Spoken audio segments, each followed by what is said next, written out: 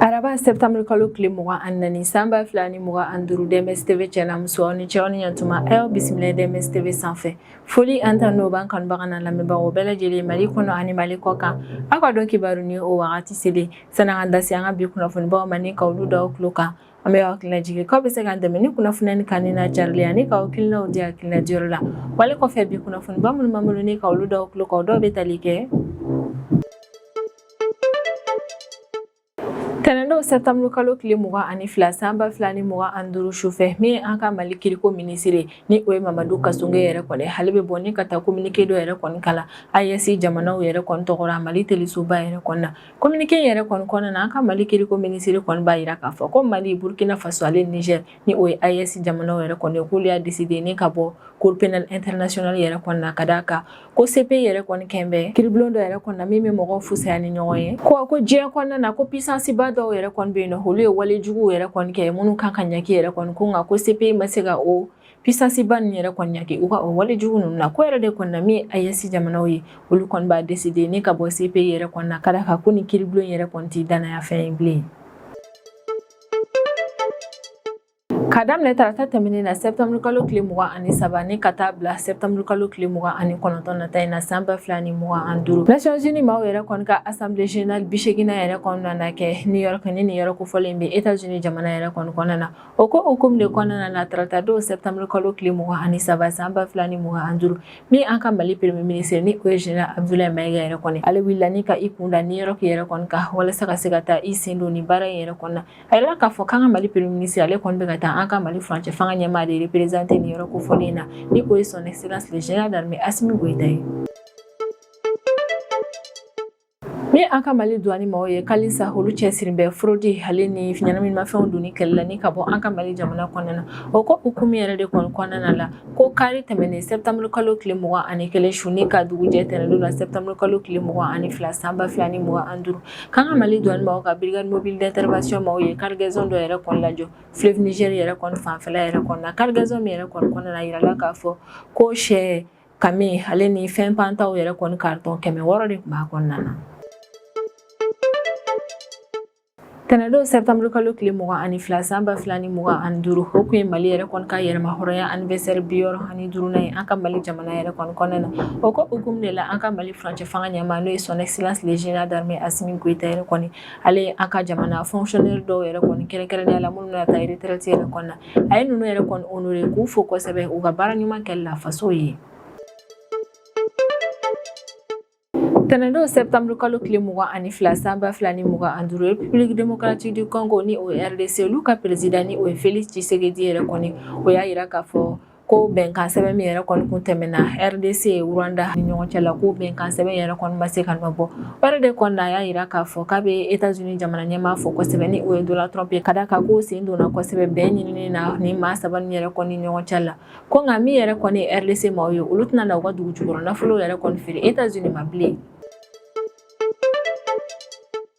Wagati tɛmɛnenw yɛrɛ kɔni na Israël ale kelen ni ka farapu yɛrɛ kɔni kɛ ni ka ɲɛsin Qatar jamana yɛrɛ kɔni ma o wale yɛrɛ de kɔni kɔfɛ min ye Arabie Saoudite maaw ye olu ye bɛnkan sɛbɛn yɛrɛ kɔni tɛmɛ u ni Pakistan yɛrɛ kɔni ɲɔgɔn cɛ la Pakistan maaw yɛrɛ kɔni ka programme nucléaire ko hukumu yɛrɛ kɔni kɔnɔna la min ye Arabie Saoudite maaw ye olu ye bɛnkan sɛbɛn min yɛrɛ kɔni tɛmɛ u ni Pakistan ɲɔgɔn cɛ la o bɛnkan sɛbɛn yɛrɛ kɔni de bɛ tali kɛ ko min yɛrɛ kɔni ye Arabie Saoudite ni o yɛrɛ kɔni mako jɔra Pakistan ka arme nucléaire yɛrɛ kɔni na bɛnkan sɛbɛn yɛrɛ kɔni sababuya la Pakistan ale kɔni bɛ arme nucléaire yɛrɛ kɔni di Arabie Saoudite maaw ma maa caman y'a yira k'a fɔ ko Arabie Saoudite maaw filɛ ni ka nin bɛnkan sɛbɛn yɛrɛ kɔni tɛmɛ u ni Pakistan yɛrɛ kɔni ɲɔgɔn cɛ la ka d'a kan k'u bɛ fɛ ka fɛɛrɛ latigɛ min ye Israël n'a ŋaniya kɔni bɛ ale kɔnɔ k'a fɔ k'a bɛ attaque kɛ ni ka ɲɛsin Arabie Saoudite yɛrɛ kɔni ma k'a dɔn k'a fɔ ko Arabie Saoudite bɛ se ka i yɛrɛ lafasa ni arme nucléaire yɛrɛ kɔni ni kunnafoniba de bɛ an bolo kɔrɔ bi an bɛna minnu walawala aw ye bidon kibaru kɔnɔna na.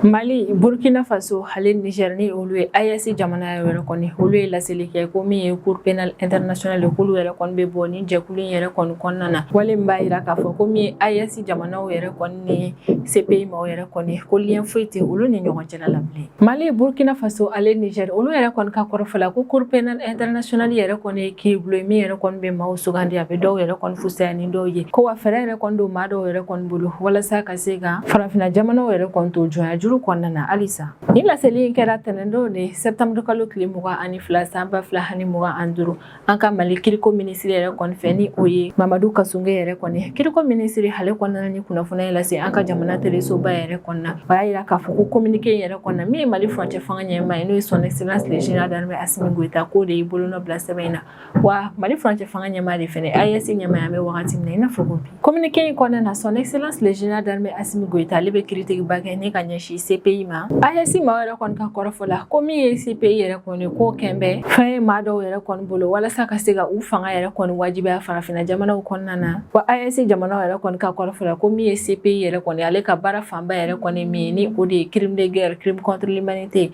ale ni banbaci wale yɛrɛ kɔni kiritigaw ye. Comme ye CPI yɛrɛ kɔni k'a ma se ka baara in bɔ a sira fɛ k'a échoué la ka d'a kan ko diɲɛ kɔnɔna na ko puissance dɔw yɛrɛ kɔni bɛ yen nɔ olu ye crime jugumanbaw yɛrɛ de kɔni kɛ ko nka CPI ma se ka kiiri tigɛ o maa ninnu na. Ko wa CPI bɛ ka dɛsɛ ni ka diɲɛ puissance maaw yɛrɛ kɔni kɔnɔna nka min ye farafinna jamanaw ye sanga ani wagati a bɛ olu ka ɲɛmaaw yɛrɛ kɔni kɔ ka olu kɔnɔna ko ka sɔrɔ maa dɔw ye kojugu kɛ ka tɛmɛ olu ka kɔnɔnacɛnw ma se ka kɛ halisa. Maa caman kɔni y'a yira k'a fɔ ko AES yɛrɛ kɔni bɛ ka bɔ CPI yɛrɛ kɔni na nka a bɛna na kiiribulon dɔ sigi a yɛrɛ kɔni tɔgɔ la. Kiiribulon min yɛrɛ kɔni na sigi AES jamana kɔnɔdenw de fɛ wa kiiribulon in yɛrɛ kɔni sigi bɛn hadamaden hakɛ lafasali ale ni banbaci wale kɛlɛli yɛrɛ de kɔni kama wale min yɛrɛ kɔni nana kɛ sababu ni k'a yira ko kura ye k'a fɔ ko min ye AES jamanaw yɛrɛ kɔni k'olu kɔni ye jamana souverainw ye. Communiqué in kɔnɔna na AES jamanaw kɔni b'a yira k'a fɔ k'halisa olu b'u cɛsiri ka fɛɛrɛ bɛɛ lajɛlen yɛrɛ kɔni latigɛ walasa tilennenya o kɔni ka to diɲɛ kɔnɔna na. Ko wa walasa ka kiiritigɛ ale ni ka to tilennenya yɛrɛ kɔni kɔnɔna na k'u yɛrɛ kɔni ka jamanaw kɔnɔna na valeur min bɛ u la u b'u sinsin o de kan ni ka kiiri tigɛ. O y'a yira k'a fɔ ko n'a taw ta yɛrɛ kɔni u dayɛlɛlen yɛrɛ kɔni bɛ to Nations Unies maaw ye walasa u ka se ka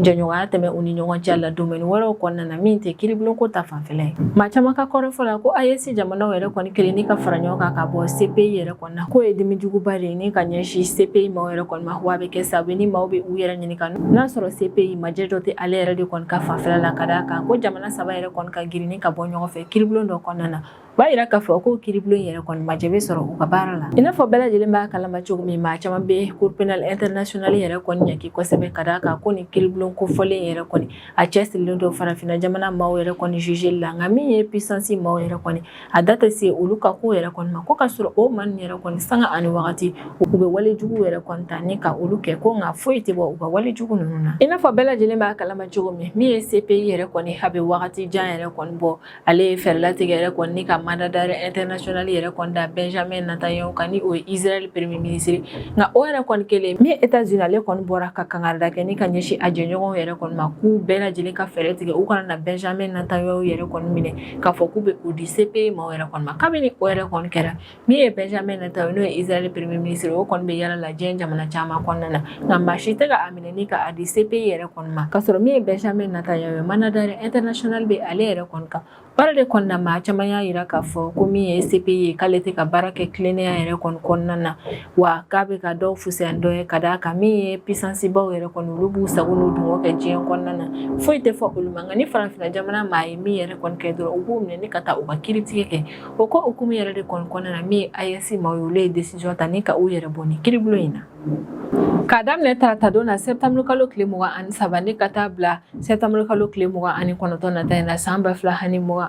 Nations Unies maaw ka assemblée générale 80 yɛrɛ kɔnɔna na kɛ New York ni New York fɔlen bɛ États-Unis jamana yɛrɛ kɔni kɔnɔna na. Nations Unies maaw ka ni assemblée nationale ɲɔgɔn ye yɛrɛ kɔnɔna min ye jamanaw ye minnu yɛrɛ kɔni bɛ Nations Unies kɔnɔna na olu bɛɛ lajɛlen yɛrɛ kɔni jamana ɲɛmaaw welelen yɛrɛ kɔni don ni ka taa u sen don ni baara yɛrɛ kɔnɔna o ko hukumu de kɔnɔna na a yirala k'a fɔ ko tarata don septembre kalo tile 23 san 2025 an ka Mali premier ministre ni o ye Général Abdoulaye Maïga ale kɔni wulila joona ni ka i senfa ka taa se New York yɛrɛ kɔni kɔnɔna na walasa ka se ka taa an ka Mali furancɛ fanga ɲɛmaa n'o ye son excellence le général d'armée Assimi Goïta ka se ka taa o kɔni représenter New York kofɔlen in na. An ka premier ministre ale kɔni kelen ma wuli ni ka taa ni voyage kofɔlen yɛrɛ kɔni na a yirala k'a fɔ k'a ni délégation ba yɛrɛ de kɔni wulila ni ka taa New York kɔnɔna na ko wa ni premier ministre yɛrɛ kɔni sera New York yɛrɛ kɔni kɔnɔna na min ye débat minnu bɛna na kɛ ni assemblée générale ko o kɔnɔna na premier ministre sen bɛ don o débat la ɲɔgɔn ye minnu fɛnɛ yɛrɛ kɔnɔna na kɛ Nations Unies siège yɛrɛ kɔnɔna min an ka Mali premier ministre ale bɛna na i sen don o baara ninnu bɛɛ lajɛlen yɛrɛ kɔnɔna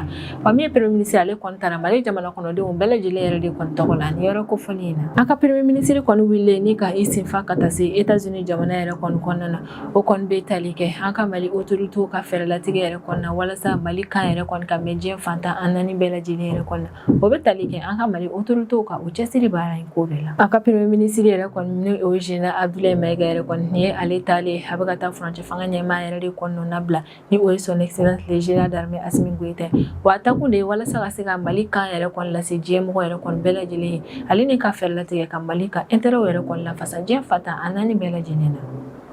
an ka Mali douane ma an bɛ wagati min na i n'a fɔ ko bi olu cɛsirilen don ka fɛɛrɛ bɛɛ lajɛlen yɛrɛ kɔni latigɛ walasa fraude criminalité fo ka taa se ɲɛnaminimafɛnw donni ma ka nin fɛn ninnu kɛlɛ ka bɔ an ka Mali jamana yɛrɛ kɔni kɔnɔna na a yɛrɛ la k'a fɔ ko hukumu yɛrɛ de kɔni kɔnɔna na don tɛmɛnenw na an ka Mali douane ma yɛrɛ kɔni olu sera ka u bolo yɛrɛ kɔni da sogo suguya caman tɔnni 6 yɛrɛ kɔni kan ko kari tɛmɛnen septembre kalo tile 21 su ni ka dugujɛ tɛnɛndon na septembre kalo tile 22 san 2025 an ka Mali douane ma ka brigade mobile d'intervention ma yɛrɛ kɔni sera ka u bolo da cargaison dɔ yɛrɛ kɔni kan fleuve Niger yɛrɛ kɔni kɔnɔna na cargaison min yɛrɛ kɔni kun falen don sɛ kami fo ka taa se fɛn kamama sogo caman yɛrɛ kɔni ma a yɛrɛ k'a fɔ ko carton 600 yɛrɛ de kɔni kun bɛ ni cargaison kofɔlen in kɔnɔna na min kun bɛ fleuve Niger sanfɛ douane maaw ka kɔrɔfɔ la ko ɲɔni ka ni opération yɛrɛ kɔni kɛ o y'a sɔrɔ u ye kunnafoniya kɛrɛnkɛrɛnnenw yɛrɛ de kɔni sɔrɔ fɔlɔ k'u kɛlen ka o kunnafoniya kɛrɛnkɛrɛnnen yɛrɛ kɔni sɔrɔ u y'a labara cogo ɲuman yɛrɛ kɔni na o de kun cɛra ni saisiba in yɛrɛ kɔni min kɛra fleuve Niger sanfɛ douane maaw ka ni saisiba in yɛrɛ kɔni b'a yira k'a fɔ ko min an ka Mali douane maaw ye k'u cɛsirilen don fɛɛrɛ bɛɛ lajɛlen yɛrɛ kɔni latigɛli la walasa min ye fraude ye ka o kɛlɛ hali ni fɛn dɔw ka don an ka Mali jamana kɔnɔna na fɛn minnu bɛ se ka dankari an ka jamana ka kɛnɛya ko yɛrɛ kɔnɔna ka fɛɛrɛ latigɛ ni ka o fɛn ninnu donni yɛrɛ kɔni bali an ka jamana fantan naani bɛɛ lajɛlen na an ka Mali douane maaw bɛ sɛbɛya sɔrɔ ni opération yɛrɛ kɔnɔna wagati min na yɛrɛ kɔni o y'a sɔrɔ min ye douane maaw an bɛ wagati min na i n'a fɔ ko bi olu cɛsirilen yɛrɛ kɔni don douane maaw ka anniversaire bi yɔrɔ 15 fêteli baaraw labɛnni na ni o kɔni nana kɛ septembre kalo tile 27 nata in na san 2025 douane maaw ka sɛbɛya sɔrɔlen ni opération yɛrɛ kɔnɔna o fɛnɛ b'a yira k'a fɔ ko min ye an ka Mali douane maaw ye k'an bɛ wagati min na i n'a fɔ ko bi olu ka tagabolo yɛrɛ kɔni falen walasa ka se ka dankari fraude ye ɲɛnaminimafɛnw donni hali ni ka fɛɛrɛ latigɛ fɛn minnu ma ɲi jamana kɔnɔdenw ka kɛnɛ ma olu kana na don an ka Mali jamana kɔnɔna na o ko hukumu yɛrɛ de kɔni kɔnɔna na an bɛ wagati min na i n'a fɔ ko bi douane maaw yɛrɛ kɔni fɛɛrɛ fɛn bɛ olu bolo u ye dɔ fara fɛɛrɛ nin bɛɛ lajɛlen yɛrɛ kɔni kan walasa ka jamana ka sɔrɔ ko ka dɔ fara o kan ka fraude kɛlɛ hali ni ka jamana kɔnɔdenw yɛrɛ kɔni ka lakana sabati produit kolonw yɛrɛ kɔni donni ma an ka Mali jamana kɔnɔna na ka sanga ni an ka Mali jamana ka yɛrɛma hɔrɔnya anniversaire bi yɔrɔ 15 fêteli yɛrɛ kɔni an ka Mali jamana kɔnɔna na min an ka Mali furancɛ fanga ɲɛmaa n'o ye son excellence le général d'armée Assimi Goïta ale kɔni y'i profiter o ɲɛnajɛ baaraw yɛrɛ kɔnɔna ni ka an ka jamana fonctionnaire 7 kɛrɛnkɛrɛnnenya la minnu yɛrɛ kɔni bɛ ka taa retraite la ka ninnu yɛrɛ kɔni honorer k'u fo kosɛbɛ k'u ka baara ɲuman kɛli la faso ye an ka Mali furancɛ fanga ɲɛmaa n'o ye son excellence le général d'armée Assimi Goïta ale ye an ka nin fonctionnaire 7 minnu yɛrɛ kɔni honorer a yirala k'a fɔ k'olu honorer cérémonie yɛrɛ kɔni kɛra an ka Mali jamana yɛrɛ kɔni ka yɛrɛma hɔrɔnya anniversaire bi yɔrɔ 15 fêteli kɛyɔrɔ de la wa ni ɲɛnajɛ in yɛrɛ kɔni kɛyɔrɔ la min ye an ka Mali autorité yɛrɛ kɔni o y'a yira k'a fɔ k'an ka ni foroba cakɛda baarakɛla nin yɛrɛ kɔni ko u y'u cɛsiri ka fɛɛrɛ bɛɛ lajɛlen yɛrɛ kɔni latigɛ ni ka jamana yɛrɛ kɔni kɔrɔta sanfɛ a yirala k'a fɔ k'an ka ni fonctionnaire minnu yɛrɛ kɔni bɛna na taa retraite la ko fasoden ɲumanw yɛrɛ kɔni don wa k'u to faso yɛrɛ kɔni ka baara la u y'u cɛsiri ka fɛɛrɛ bɛɛ lajɛlen yɛrɛ kɔni latigɛ walasa min yɛrɛ kɔni ye jamana ye o ka se ka taga ɲɛ an ka Mali cour suprême président ni o ye Fatoma Tera yɛrɛ kɔni ye ale kɔni sala yɛlɛla ni ka a bila grand officier de l'ordre national du Mali yɛrɛ kɔni na ale fɛnɛ kɔfɛ fonctionnaire 6 tɔ minnu yɛrɛ kɔni fɛnɛ sugandira ni ka u kɛ officier de l'ordre national yɛrɛ kɔni ye ka d'a kan k'u cɛsirilen don faso yɛrɛ kɔni ɲɛtaga baaraw la olu fonctionnaire 6 tɔ ninnu ye Bamasia Sissogo ni ale ye conseiller cour suprême na Mangal Traoré ale ye magistrat ye wa code de procédure pénale kura min yɛrɛ kɔni carila an ka Mali jamana kɔnɔna na ale sen donna o baaraw la kosɛbɛ Badou Assey Traoré ale ye contentieux de l'état yɛrɛ kɔni ka directeur général ye Issa Traoré ale ye cour suprême maaw ka section judiciaire président ye inspecteur général des douanes Amadou Konaté ni ale ye an ka Mali douane directeur général ye Mama Djenepo ale ye an ka Mali ministère du transport et des infrastructures structure yɛrɛ kɔni ka secrétaire général ye ni maa wɔɔrɔ ninnu ka fara cour suprême yɛrɛ kɔni président kan an bɛ wagati min na i n'a fɔ ko bi min an ka Mali furancɛ fanga ɲɛma ye a kɔni olu yɛrɛ de kɔni sanayɛlɛ k'u fo kosɛbɛ u ka cɛsiralen n'u ka fasoden ɲumanya la ka baara yɛrɛ kɔni kɛ faso tɔgɔ la ka fɛrɛ bɛɛ lajɛlen yɛrɛ kɔni latigɛ walasa faso yɛrɛ kɔni ka se ka sanayɛlɛ ni ka taga ɲɛ diɲɛ fantan a naani bɛɛ lajɛlen na a ka Mali furancɛ fanga ɲɛma yɛrɛ kɔni kelen ni ka nin maa ninnu yɛrɛ kɔni sanayɛlɛ o y'a yira jamana kɔnɔdenw bɛɛ lajɛlen na k'a fɔ ko jamana yɛrɛ kɔni kɔnɔna na maa o maa yɛrɛ kɔni ye faso kanu ka baara ɲuman yɛrɛ kɔni kɛ faso ye ka fɛrɛ bɛɛ lajɛlen latigɛ k'i faso yɛrɛ kɔni lataga ɲɛ komi an ka autorité maaw yɛrɛ kɔni ye olu fɛnɛ bɛ fɛrɛ bɛɛ lajɛlen yɛrɛ kɔni latigɛ ni ka i ka wale ɲuman dɔn segin i ma k'a yira k'a fɔ k'i cɛsiri jamana yɛrɛ kɔni ɲɛtaga baaraw ye an ka nin fonctionnaire 7 nin yɛrɛ kɔni a yirala k'a fɔ ko nin yɛrɛ kɔni nana taa retraite yɛrɛ kɔni na wagati nataw yɛrɛ kɔni na nin yɛrɛ kɔni na fɛnɛ bɛ foliba kɛ ne ka ɲɛsin u yɛrɛ kɔni ma u ka cɛsiri ale n'u ka fasoden ɲuman yɛrɛ kɔni na u ye baara minnu yɛrɛ kɔni kɛ faso ye walasa ka se ka faso yɛrɛ kɔni ɲɛtaga an bɛ u fo o baara ɲuman ninnu na sanga ani wagati sisan an bɛ tɛmɛ an ka jamana kɔfɛ kibaruyaw ye o kɔnɔna na an bɛ taa République démocratique du Congo jamana kɔnɔna na tɛnɛndon septembre kalo tile 22 san 2025 République démocratique du Congo ni o ye RDC olu ka jamana ɲɛmaa ni o ye Félix Tshisekedi yɛrɛ kɔni ale y'a yira k'a fɔ ko bɛnkan sɛbɛn min yɛrɛ kɔni tɛmɛna RDC ni Rwanda yɛrɛ kɔni ɲɔgɔn cɛ la juin kalo tɛmɛnen yɛrɛ kɔni na ni o bɛnkan sɛbɛn yɛrɛ kɔni signeli baaraw labɛnna États-Unis maaw yɛrɛ kɔni fɛ ko bɛɛ lajɛlen k'a dɔn k'a fɔ ko ni bɛnkan sɛbɛn min yɛrɛ kɔni tɛmɛna olu ni Rwanda ɲɔgɔn cɛ la ko bɛnkan sɛbɛn yɛrɛ kɔni ma se ka nɔ bɔ a ma se ka dankari kɛlɛ min yɛrɛ kɔni bɛ RDC Est fanfɛla la a ma se ka dankari o kɛlɛ in na nka Félix Tshisekedi ale kɔni bɛ Donald Trump fo kosɛbɛ ni o ye États-Unis jamana ɲɛmaa yɛrɛ kɔni ka da ka Donald Trump ale ye fɛrɛ bɛɛ lajɛlen yɛrɛ kɔni latigɛ walasa kɛlɛ min yɛrɛ kɔni kun bɛ sen na Congo Est fanfɛla yɛrɛ kɔni fɛ ka dankari o kɛlɛ in na nka Félix Tshisekedi kɔni y'a yira k'a fɔ ko bɛnkan sɛbɛn tɛmɛna u ni Rwanda ɲɔgɔn cɛ la ko ma se ka dan foyi kari kɛlɛ in na hakilina jiginna juin kalo tile 27 tɛmɛnen san 2025 États-Unis ka médiateur yɛrɛ kɔni olu ye bɛnkan sɛbɛn dɔ yɛrɛ kɔni négocier Rwanda hali ni RDC ni ɲɔgɔn cɛ la bɛnkan sɛbɛn min kun kɛ kun yɛrɛ de kɔni ye walasa ko Rwanda ale kɔni bɛ dɛmɛ min kɛ ne ka ɲɛsin M23 rebelle ma ko Rwanda ka dankari o dɛmɛ in na kabini wagati tɛmɛnenw yɛrɛ kɔni na Donald Trump ka administration maaw kɔni y'a yira k'a fɔ k'olu bɛ fɛ ka fɛrɛ latigɛ yɛrɛ kɔni ni kɛlɛ min yɛrɛ kɔni bɛ sen na RDC Est fanfɛla la ko ka dankari o kɛlɛ in na ko a bɛnkan sɛbɛn min yɛrɛ kɔni kun tɛmɛna RDC ni Rwanda yɛrɛ kɔni ɲɔgɔn cɛ la o bɛnkan sɛbɛn yɛrɛ kɔni kɔnɔna na fɛn dɔw bɛ olu labaarali yɛrɛ kɔni o kan ka ban nin kalo in de kɔnɔna na Félix Tshisekedi ka kɔrɔfɔ la k'ale n'a sɔrɔ États-Unis maaw yɛrɛ kɔni ye médiation min yɛrɛ kɔni kɛ ni kɛlɛ in na hali n'a sɔrɔ olu kɔni o ko jukɔrɔma dɔn ko nka o kɔrɔ tɛ k'a fɔ k'olu RDC maaw yɛrɛ kɔnɔna na u ka dugu jukɔrɔ nafolow yɛrɛ kɔni feere sɔngɔ damatɛmɛja la a ka kɔrɔfɔ la ko jɛɲɔgɔnya yɛrɛ kɔni nana tɛmɛ olu ni États-Unis yɛrɛ kɔni ɲɔgɔn cɛ la jɛɲɔgɔnya min yɛrɛ kɔni kɔnɔna na olu bɛna fɛrɛ bɛɛ lajɛlen latigɛ u ka secteur minier ye ka ɲɛtaga don o kɔnɔna na u ka jamana infrastructure u bɛna olu développer yɛrɛ kɔni ko wa min yɛrɛ kɔni ye énergie ko ta fanfɛla yɛrɛ kɔni k'u bɛna na ɲɛtaga don ninnu bɛɛ lajɛlen kɔnɔna na ko jɛɲɔgɔnya yɛrɛ de kɔni bɛ olu ni États-Unis maaw ni ɲɔgɔn cɛ la wa Félix Tshisekedi y'a yira k'a fɔ ko partenariat sɛbɛn dɔ yɛrɛ kɔni tɛmɛna olu ni Chine maaw yɛrɛ kɔni ɲɔgɔn cɛ la ko a kan bɛ wagati min na i n'a fɔ ko bi o partenariat min yɛrɛ kɔni tɛmɛna olu ni Chine yɛrɛ kɔni ɲɔgɔn cɛ la k'olu bɛ ka o ɲɔgɔnna dɔ yɛrɛ de fɛnɛ tɛmɛ u ni États-Unis ni ɲɔgɔn cɛ la k'olu kɔni jigi dalen don a kan k'a fɔ ko nin partenariat min yɛrɛ kɔni bɛ fɛ ka tɛmɛ u ni États-Unis maaw ɲɔgɔn cɛ la k'a fɔ ko partenariat yɛrɛ kɔni nana kɛ partenariat ɲuman ye partenariat sugu min yɛrɛ kɔni nana tɛmɛ RDC ale ni États-Unis maaw yɛrɛ kɔni ɲɔgɔn cɛ la Félix Tshisekedi a ti walawalali kɛ o ko la RDC autorité maaw yɛrɛ kɔni ka kɔrɔfɔ la ko bɛnkan sɛbɛn min yɛrɛ kɔni tɛmɛna olu ni Rwanda ɲɔgɔn cɛ la ko walasa o bɛnkan sɛbɛn yɛrɛ kɔni ka kɛ sebaya yɛrɛ kɔni ko fɔ Rwanda bɛ jukɔrɔmadon min kɛ ni ka ɲɛsin M23 rebelle ma ko fɔ Rwanda ka dankari o jukɔrɔmadon in na min M23 maaw ye olu kɔni y'a yira k'a fɔ k'olu tɛ ka binkani wale foyi kɛ ni ka ɲɛsin RDC jamana kɔnɔdenw ma RDC Est fanfɛla la wa min ye Rwanda yɛrɛ kɔni sanga ani wagati ale y'a yira k'a fɔ k'a ma deli ka dɛmɛ foyi don ni ka ɲɛsin M23 rebelle ma Félix Tshisekedi yɛrɛ kɔni ka kɔrɔfɔ la ko Rwanda maaw yɛrɛ kɔni y'a kɛ i n'a fɔ k'u y'u ka finitigiw yɛrɛ kɔni bɔ yen nɔ ko ka sɔrɔ u ye dɔ fara u ka jukɔrɔmadon yɛrɛ de kɔni kan ni ka ɲɛsin M23 rebelle ma o yɛrɛ de kɔni na RDC jamana ɲɛmaa yɛrɛ kɔni ka kɔrɔfɔ la ko min ye États-Unis maaw ye k'u y'u se kɛ ko wa ale bɛ u fo kosɛbɛ u ka cɛsiri baara la walasa ka se ka bɛnkan sɔrɔ olu ni Rwanda ɲɔgɔn cɛ la ko nka diɲɛmɔgɔ bɛɛ lajɛlen k'a dɔn k'a fɔ ko u ye bɛnkan sɛbɛn min yɛrɛ kɔni tɛmɛ u ni Rwanda ɲɔgɔn cɛ la juin kalo tɛmɛnen san 2025 ko bɛnkan sɛbɛn yɛrɛ kɔni ma se ka nɔbɔ ka d'a kan a ma kɛ sababu yɛrɛ kɔni ni walejugu min yɛrɛ kɔni bɛ ka kɛ Congo Est fanfɛla la ka dankari o la ko wa min yɛrɛ kɔni Rwanda ye a y'a kɛ de i n'a fɔ k'a bɛna na a ka finitigilakaw yɛrɛ kɔni bɔ yen nɔ ko ka sɔrɔ a bɛ ka dɔ fara a ka jukɔrɔmadenw kan ni ka ɲɛsin M23 rebelle ma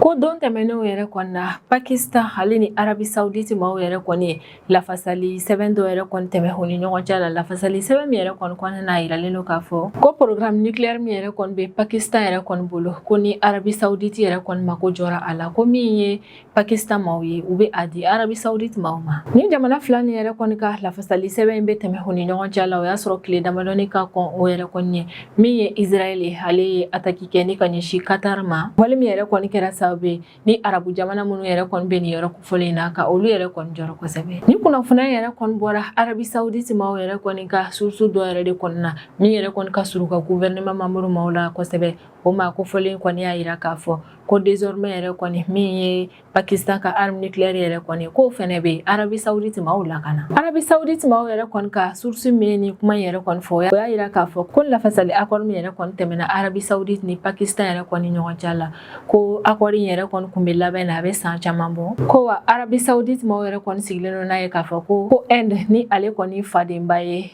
Pakistan ye ko Inde bɛna faamu k'a fɔ yɛrɛ kɔni k'olu ye nin bɛnkan sɛbɛn yɛrɛ kɔni tɛmɛ u ni Pakistan ɲɔgɔn cɛ la ka d'a kan ko Arabie Saoudite maaw bɛ fɛ ka fɛɛrɛ latigɛ ni ka u ka jamana ka lakana de sabati. Ko ni maa kɔni ye attaque kɛ ni ka ɲɛsin Arabie Saoudite maaw yɛrɛ kɔni ma a bɛ se ka kɛ Arabie Saoudite maaw yɛrɛ kɔni fɛnɛ bɛ Pakistan ka arme nucléaire yɛrɛ kɔni ta ni ka o tigi bon n'a ye. Source yɛrɛ kɔni ka kɔrɔfɔ la ko lafasali accord min yɛrɛ kɔni tɛmɛna Arabie Saoudite ni Pakistan yɛrɛ kɔni ɲɔgɔn cɛ la ko arme nucléaire yɛrɛ fɛnɛ sen bɛ o accord in na. Ko wa ko Pakistan hakili b'a la k'a fɔ ko min ye Arabie Saoudite maaw yɛrɛ kɔni olu ye Pakistan maaw ka arme nucléaire in programme financer kosɛbɛ ko wa wagati min sanction yɛrɛ kɔni juguyalenba kun bɛ Pakistan yɛrɛ kɔni kan ko min ye Arabie Saoudite maaw ye Pakistan maaw jukɔrɔma don o wagati gɛlɛn ninnu kɔnɔna na. K'olu kɔni jigi dalen don a kan k'a fɔ ko Inde ni o ye Pakistan ka rival ba dɔ yɛrɛ kɔni ko Inde bɛna faamu k'a fɔ k'olu ye nin bɛnkan sɛbɛn tɛmɛ u ni ɲɔgɔn cɛ la ka d'a kan min ye Arabie Saoudite maaw ye olu mako bɛ lakana la ko jɛɲɔgɔnya ɲumanba yɛrɛ de kɔni bɛ olu Arabie Saoudite ni Inde ni ɲɔgɔn cɛ la ko yɛrɛ de kɔni na Inde bɛna faamu k'a fɔ ko nin ko in yɛrɛ kɔni tɛ menace a ma. Pakistan ka lafasali ministre yɛrɛ kɔni kun ye laseli kɛ Pakistan kunnafoni sira maa dɔw yɛrɛ kɔni ma k'a yira k'a fɔ ko min ye Pakistan maaw yɛrɛ kɔni ka arme nucléaire ye ko ni Arabie Saoudite maaw yɛrɛ kɔni mako jɔra o la ko min ye Pakistan ye k'a bɛ o di o ma yɛrɛ kɔni. Wa Pakistan ka lafasali ministre bɛ nin fɔ wagati min o y'a sɔrɔ bɛnkan sɛbɛn kun tɛmɛna o ni Arabie Saoudite maaw ni ɲɔgɔn cɛla la ka ban. A kɔni bɛ wagati min na i n'a fɔ ko bi maa caman y'a yira k'a fɔ ko n'i y'a ye kɔni Arabie Saoudite ale taara nin bɛnkan sɛbɛn yɛrɛ kɔni signé ani Pakistan yɛrɛ kɔni ɲɔgɔn cɛ la k'o kɛkun de ye ka kangari kɛ ni ka ɲɛsin Israël yɛrɛ kɔni ma ka da kan k'a lamɛn min ye Israël ale kɔni ye attaque kɛ ni ka ɲɛsin Qatar yɛrɛ kɔni ma ni nin yɛrɛ fɛnɛ ye arabu jamana yɛrɛ kɔni ko n'i y'a ye k'a fɔ Arabie Saoudite ni Pakistan ye nin bɛnkan sɛbɛn yɛrɛ kɔni tɛmɛ u ni ɲɔgɔn cɛ la o kɛkun de ye k'a yira Israël yɛrɛ kɔni na k'a fɔ ko n'a ye binkani wale kɛ ni ka ɲɛsin Arabie Saoudite yɛrɛ kɔni ma ko min ye arme nucléaire ye k'o bɛ Arabie Saoudite bolo. Ni ne bɛ dan sigi an ka bidon kibaru la an b'an kanubaga n'a lamɛnbagaw bɛɛ lajɛlen fo Mali kɔnɔ ani Mali kɔkan an bɛ hakilina jigin k'aw bɛ se k'an dɛmɛ ni kunnafoniya ni kanni na carili ani k'aw hakilinaw di hakilina diyɔrɔ la wale kɔfɛ an b'a fɔ yen na ko aw k'an bɛn an ɲɔgɔnna wɛrɛ ma.